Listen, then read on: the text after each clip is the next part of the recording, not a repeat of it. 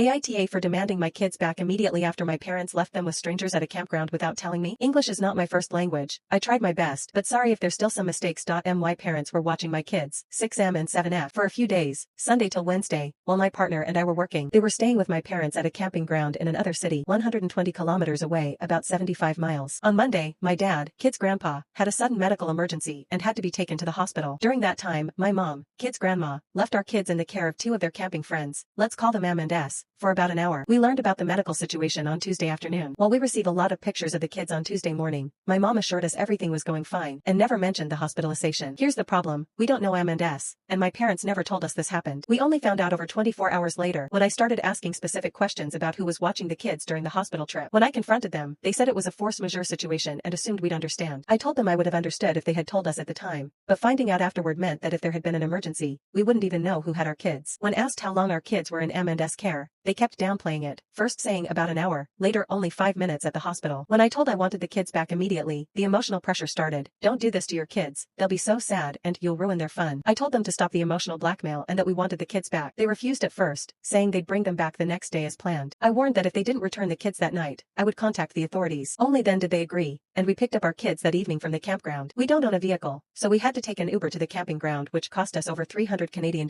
Not a problem, my kids' safety is far more important than $300, but still, it carves a hole in our budget. Now they say I overreacted and hurt the kids by ending the visit early. From my perspective, they violated a major boundary we had already discussed in the past and withheld important information for more than a day. AITA for insisting on getting my kids back right away instead of letting them stay one more night. Update, just called my dad. He's still in hospital. We're waiting test results. He might have a surgery to install a pacemaker tomorrow or Saturday. He's doing okay in the circumstances.